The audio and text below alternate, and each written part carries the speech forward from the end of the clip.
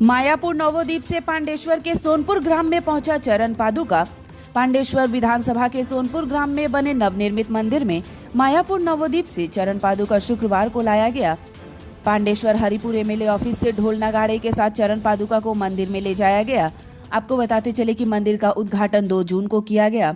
3 जून को बाबा लोकनाथ मंदिर का प्राण प्रतिष्ठा किया गया।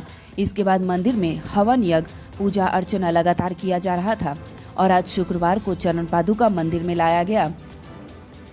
इस मौके पर स्थानीय तृणमूल नेता निताई मंडल ने बताया कि विधायक नरेंद्र नाथ चक्रवर्ती के प्रयास से और स्थानीय लोगों के सहयोग से मायापुर नवोदीप धाम से चरण पादुका सोनपुर ग्राम में लाया गया है।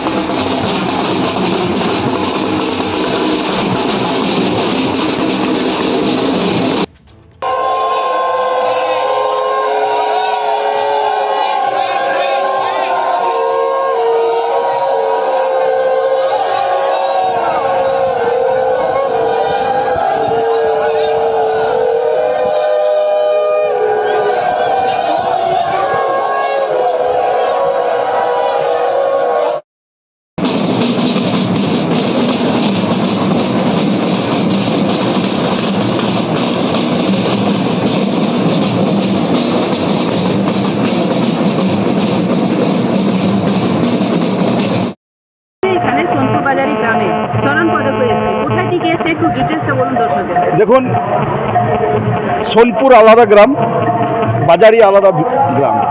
কিন্তু আমরা যেহেতু হরিপুর অঞ্চলের মধ্যে আমরা বসবাস করি, পাণ্ডবেশ্বর ব্লক, পাণ্ডবেশ্বর বিধানসভার মধ্যে, আপনারা সবাই জানেন যে আমাদের যিনি বিধায়ক আছেন তার ঐকান্তিক প্রচেষ্টায়, তার সহযোগিতায় এবং গ্রামবাসীর পূর্ণ সমর্থনে আজকে মায়াপুর নবদ্বীপ থেকে, শ্রীধাম থেকে আমাদের চরণ পাদুকা সোনপুর গ্রামে এসেছেন।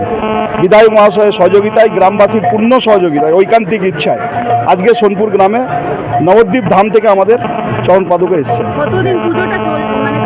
দেখুন, 2 তারিখ থেকে আমাদের পুজো শুরু হয়েছে। 3 তারিখে আমাদের লোকনাথ বাবার মূর্তি প্রতিষ্ঠা হয়েছে, মন্দির প্রতিষ্ঠা হয়েছে, পূজা অর্চনা হয়েছে।